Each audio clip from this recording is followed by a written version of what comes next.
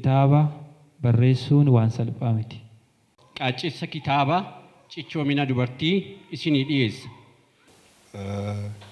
Anis birrii 60,000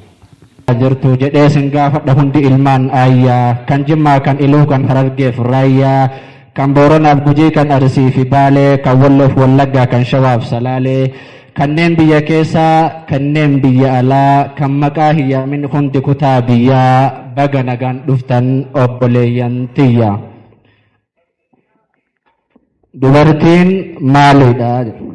Dubartiin ayyoodha, haadha nama deetti, kaayyoodha, galmaan nama geetti, jaartiidha, ilmaaf obboleetti, aartiidha, ijaafi dhageetti, soogidda bultii mi'eessiti,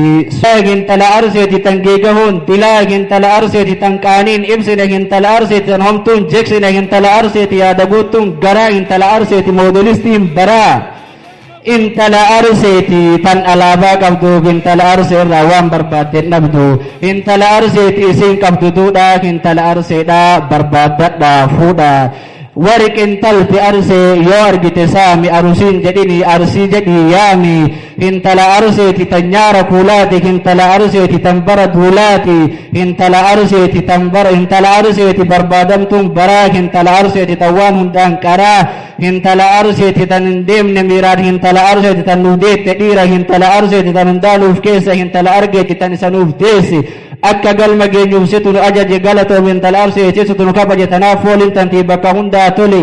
intala arseeti warri bahee lole eenyu abbaan eenyu intala arseen gan yoo lubbuun jiraadhe si fuudha kaa'anuu kunoo qophaa'eera filadhee dabbasaa lakkaa rabbiif jedha takkanaaf tabbasaa yoosiidha fagoo dhiheessiti. Leenseedha madda gootaaf beekaa deesseedha haadha hayyuuf sheekaa wayyuudha baandii ulfinaati hayyuudha daandii guddinaati badhaasa yoo ati wal'aante rasaasa yoo ati wallaalte gamoodha galma waamaraati dawoodha gaacha nagaraati onneedha gaaddisa tiruuti colleedha maandisa jiruuti heloodha bilbila dhiyaattu leelloodha dildila sibaattu lootiidha qaamatti si'aanti mootiidha yoo didde sidhaanti man'eedha gola dhokannaati man'eedha goda boqannaati miftuudha ifaan dukkanoofne miftuudha haarawaa hin moofne qabaattu kabajaan kuulamte jabaattu jabinaan tuulamte harkaaf harma naman quuftu ol hootee lafa naman buuftu bilaasha lafan naman tuqne firaasha afaan naman quuqne mishaanii cim'isa gibeeti midhaanii ittisa dhibeeti furmaata wanta si dhibeeti hubadhu fakkeenya kaleessi imaanaa dubartii jabeessi. Ergaa galateeffannaa gabaabduu waldaan barreessitoota Oromiyaa Damee Kibbaa kantiibaa bulchiinsa magaalaa Nageellee Arsii obbo Moyaataa Waldeetiif dabarsan afaan lamaan isiniin ga'a. Dhugumatti dhaloonnis ka barbaadu nama akkanaati. Mootummaanis ka barbaadu nama akkanaati. Obbo Moyaataan erga garanaa dhufanii hojiilee aartii fi hogbarruu irratti adda dureedhaan hirmaachuu qofa osoo hin taane hamilee barreessitootatti horaaran. Barreessitoonni keenya asiin dura mukaayanii jiran yeroo ammaa kana hamilee guddaa horataa waan jiraniif isintu bakka kana gurmoo nu qabee isintu nu ho'isee ulfaadhaa galatoomaa umriin keessanaa dheeratu ittiin nagaa isiniin jedheera. Mata dureen isaa cichoomina dubartii jedhu barreessituu Haliimaa Urgeessaatiin bara 2017 yookaan 2025 qophaa'e. Kitaabni fuula 120 kan qabu yoo ta'u barreessaa Ahmad Huseenii fi Haaji Saadiq Mohammediin gulaalame. Qolli kitaabaa fi mata dureen kitaabaa haalaan itti yaadamanii kan qophaa'anidha.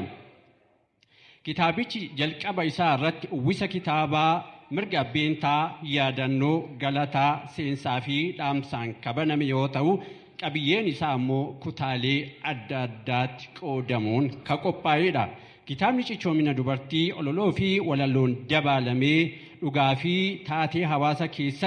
keessattuu dubartoota irratti raawwatamu karaa gabaabaan ibsuu fi of eeggannoowwan godhamuu qabu kan ibsuudha. Kitaabichi irra jireessaan dubartoonni qormaata garagaraatiif saaxilamoo ta'aniyyuu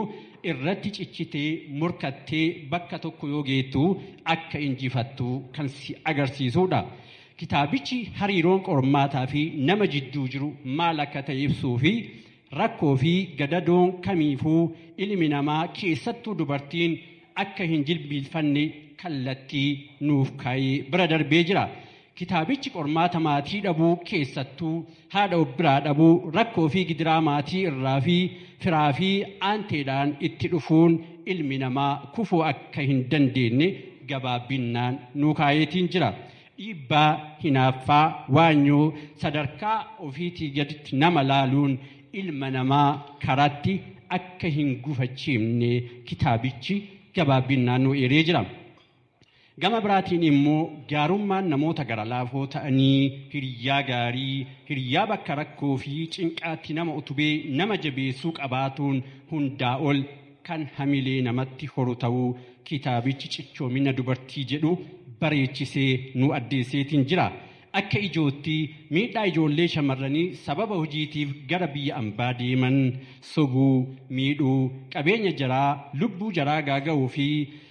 lubbuu jaraa gaaga'uu irraa eegalee hanga maatii rakkoo saaxiluutti kan geessuu fi furmaanni isaallee kitaabichuma kana keessa jira. Walumaa galatti dubartiin dhaloota isii irraa eegalee hanga manguddummaatti qormaanni isii irraa kan hin hafnee fi kana moo'achuuf immoo irratti cichitee murkattee rakkoo kana keessaa bayutu isii irra jiraata jedha kitaabichi cichoomina dubartii barreessituu Haliimaa Urgeessaatiin dhiyaate.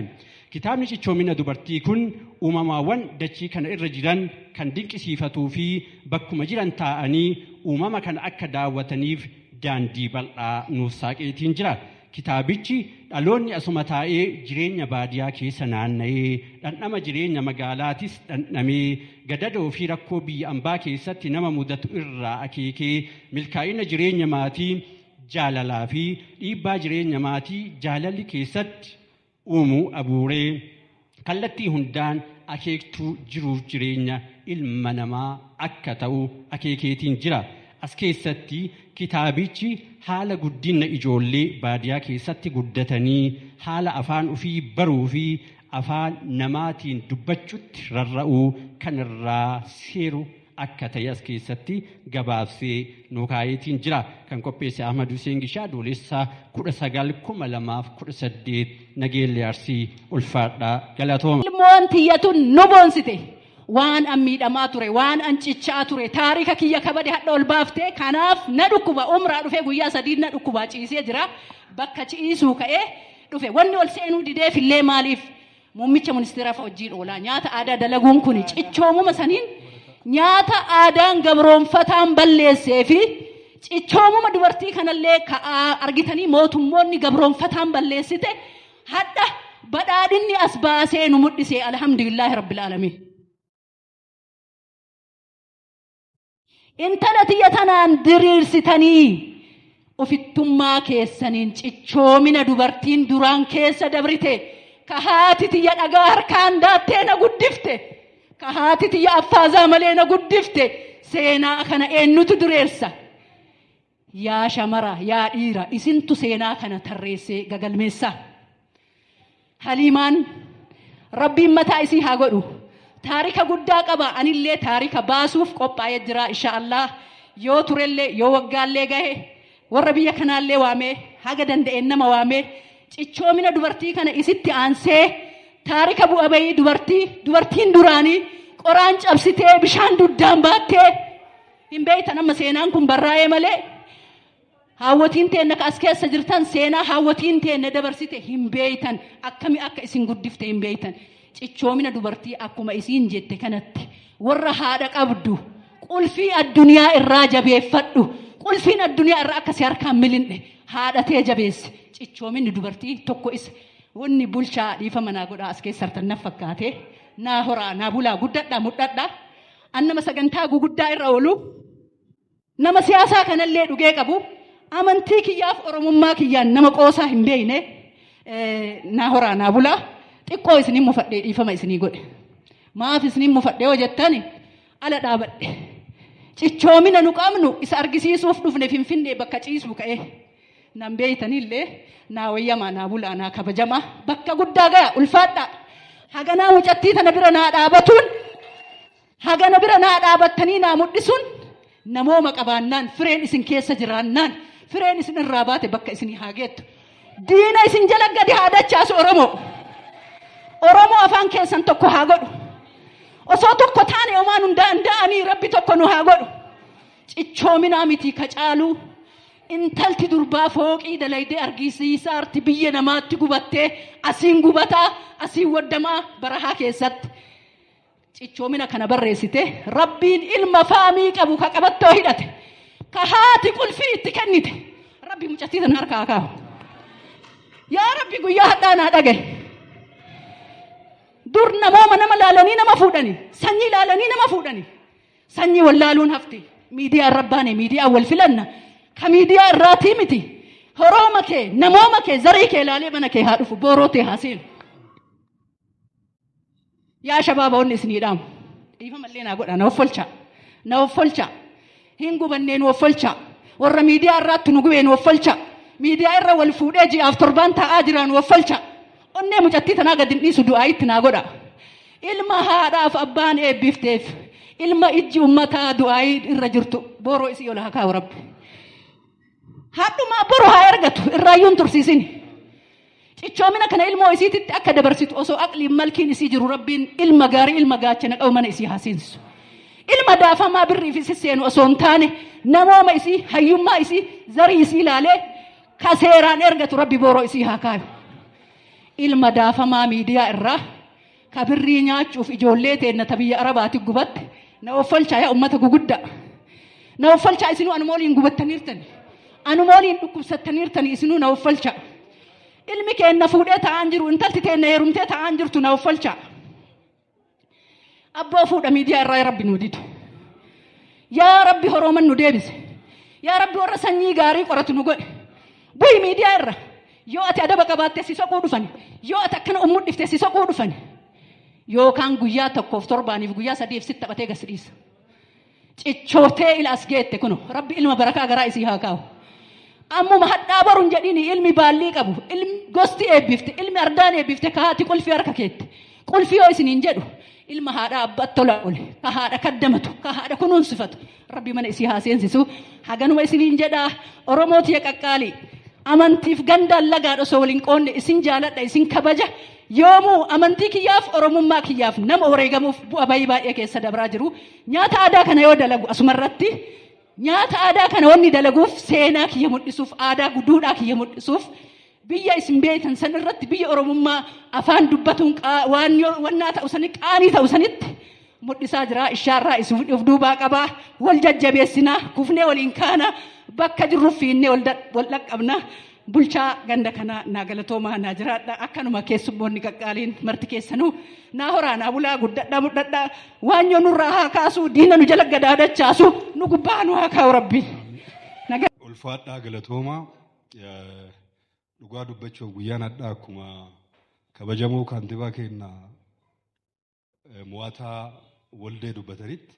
isaan fixaniira waan nu dubbachuu qabnu ammaaf immoo anis birrii 60,000 bulchiinsa magaalaa Nageellee Arsii caaluudhaan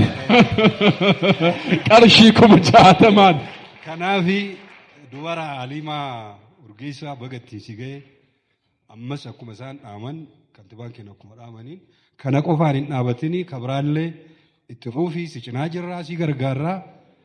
nullee warraa fi warra kitaaba barreessu warra seenaa barreessu nu taasisu jabaadhu cibii itti fuufiyya. Asumaan qe'ee kiyyallee guddiftee mana amantaa masgiidaa mana ijoolleen itti barattu itti qaraatu naa ijaartee hadha biyya ofii dhalatte san keessatti guddinna jabaa mudhifteetti. Guddinna jabaa mudhiftee hadha biyyi itti barataara. Achi irraa luftee ammoo dubartii biyya keenyaallee cichooma kitaaba kanaa barreessitee mana hambaa keessa teettee hadha isiniin geetteetti warri dhuftanii naa kabajitan du'aayillee akkanaa gootanii ulfaadhaa isiniin jedha. akkasumaan mucattiiti yaalimaa tana anillee guddisee bakka kanaan gahee rabbillee guddisee bakka sanaan geettee adham nama afoo namaa dhaabatu taate anillee galata guddaa isii qaba ja'a qarsiin akkanatti kabajjuu ijoollee isiin alaa nama guddaa horeera nama gara diddamaa olii horeera isiin achi isii rabba ammoo keessaa filee baasee ilmaan keessaallee isii hadha filee biyya abbootti mudhiseera kanaafuu ammoo anillee korma isii shallameera korma arrawagaarri isii shallameera mijattiiti yaaddu ay akkana gootaan guyyaa irraa magaalaa Nageellee Arsii keessatti guyyaa addaa yeroo jalqabaatiif dubartiin takka jireenya ofii keessatti aarsaa jireenyaa biyya lafaa kana irratti jiraachuuf kafalamu irra dabartee waggaa 13 oli biyya ormaatti turte jireenya dhuunfaasii qabsoo jireenya maatiisii isa kana jijjiiruuf dhiibbaa ormaa dhiibbaa warroota adii dandeette isarra dabarte hawaasa isiitiif humna dafqa isiitiin masgiida qe'ee dhaloota isiitti ijaarte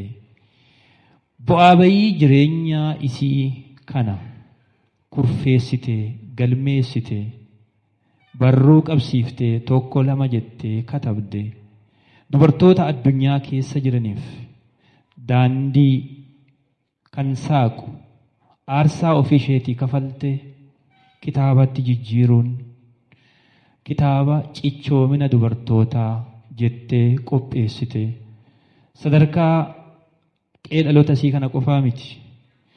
biyya alaa tokkummaa biyyoota arabaa keessatti dhalattoota biyya keenyaa hamileetti horuun kitaabni achitti eebbifame addunyaa guutuu wal ga'uun dhaloota boruutiif keessattuu dubartoota keenyaaf dubartoonni diinagdee keessatti siyaasa keessatti guddina biyya kanaa keessatti hagam akka gatii kaffalaa turani ammas kafalaa akka jirani kabaja dubartoota teennaatiif karaa ta'uu danda'uun jireenya dhaloota boruutiif seenaan tokko tokko ol ooqiin afaaniin darba afoolaan darba isiin immoo qindeessitee kitaaba goote ashaaraa dhalootaa yoomiyyuu baduu hin dandeenye nuun geettee jirti kanaaf al tokko hawaasni keenna yeroo tokko duurree haliimaaf galata naa fidaa ormi bakkee ilaala nama biraarra ilaala isheen immoo jireenya ofii aarsaa kitaaba goote kana ofii isheetii keessa dabarte dhukkubbii isaa hagam akka nama hadoodu hagam akka nama laalatu hagam akka miirri namaa dadhabu ofirratti argite inni kun immoo dandeettii oliiti inni kun obsa guddaa nama gaafata aarsaa guddaa kafaluu nama gaafata kanaaf barsiisonni keenya kan akka Abdataa Dalluufaa qindeessaa barsiisota godina keenyaa kan akka Ahmad Hussein faati warroota maqaa isaanii asitti hin dhoofne baay'een isaanii biyya Ameerikaa irraa akka isii bira dhaabannuuf kan nu gaafachaa turan hundi keessanuu asis kan jirtan qaamaanis nu biratti kan argamtaniif biyyoota Arabaa keessa kan jirtaniif Ameerikaa kan jirtan hundi keessanuu akka bulchiinsa magaalaa Nageellee Arsiitti afaan tokkoon ulfaadhaa galatoomaa isiniin jedha. Itti aansee dhaamsa guddoo tokko an qabu kitaaba barreessuun waan salphaa miti. Namni iyyata rakkoo kan kee barreessii fidi oduu jetteeni iyyata ofii barreeffachuu hin danda'u. Waan isa dhukkube sana qalamaa waliin ga'ee kurfeessee barreessuu hin danda'u. Isarra darbanii kitaaba hamma kana gahu qopheessuun dandeettii salphaa miti. Ulfina guddaa fi kabaja guddatu mucayyoo kanaaf mala. Kitaabni kun fiilmii guddaadha. Gara iskiriiptiitti yoo deebe fiilmii guddaa ba'uu danda'a. Fiilmii barreeffamaati. Isa kanaatiif gabaa irra guyyaa irraa yoo oolchinu hamilee isheef taanee boru kitaaba biraa akka nuu barreessuu dandeettu. Boru hamilee taanee fi ishee bira akka dhaabachuu dandeenyu. Boru dubartoonni keenya kan akka Oromootti jiran kan akka Arsii Nageellee qofa yookiin immoo akka Arsii waliigalatti qofa miti. Dubartoonni keenya akka Oromootti jiran hamilee isaanii ta'uu akka dandeettu Dubree Aliimaa bira dhaabannee kan amma isheen hojjette kanaaf beekamtii olaanaa kennineefi isheef immoo boru hamilee guddaa taaneefi dubartii teenya akka addunyaatti dhiibbaa uumuu dandeettu akka taatuuf hundi keessan waliin akka taanee ishee bira dhaabannu adaraa amaanaa isiniin jedha. Eebbi kitaaba isii sagantaan isii ifatti banamuu isin beeksisaa. Guddaa ulfaadhaa kabajamaa isiniin jedha. Dubartoonni addaa guyyaan kun kennaa jedhanii warri dhiirallee nurraa hahaphannaan guyyaa kenna gannee hin galluu cichoominni nuun barraa'ee nuun maqaan kenna dhayamee akkamitti gannee galla jedhanii bareedanii faayamanii keessaayyuu obboleettiin tiyya fageenya irraa balaliitee ka akka Haayider Abdii bilisummaa Oromoo qabattee asiin naa dhufte. Haayider ammoo harka irraa naa kaffalaa hawaasa. Gaafa riyaadiin dhufu ruuza narraa nyaate adda kitaaba oduun binne akka narraan galle isiniin jedha. Asumaan irraa naa kaffaluu qabdan. Ispoonsera guddaa nama guddaa jaalatamaa ulfaataa Aadam Jaalatoo Fardoo isin hawaasni azirtan biyya san taa'ee biyya keetti galtee eebbisuu qabda. Atin eenyuyyuu gadii mitii nutu ol si qaba jedhee achi hamilee natti horee isin biraan nagahee isinis guyyaa bareedaa kana akka wajjin geggeessinuuf namni daandii nuusaaqee obboleessa keenna mootii gammachuu kana halkanii guyyaa amaanaa itti dhaamate kitaabni kun akka eebbifamuuf nyaata dhugaatii nyaata aadaa ispoonsera guutuu namni naa ta'e Aadam Jaalatoo Fardoo galateeffachuun barbaada. Mee hawaasni kiyya warri jirtan Aadam Jaalatoo Fardoo biyya Naarwee irraa naa galateeffadha. Isinillee galatooma. Abdiisaa Umari, Abdiisaa Aman hedduu takka galatoom halkanii guyyaa ifaajjee eebba kitaaba cichoomina dubartii milkeessuudhaaf oduu dadhaben jedhin oduu nuuffee hin jedhin nafana dhaabattee dhimma kana naa milkeessuu keetiif akka obboleettii tantee tana akiraatitti ulfaadhu sin jedha. Hawaasni kiyya ka magaalaa Nageellee ulfaadhaa galatoomaa wayooma.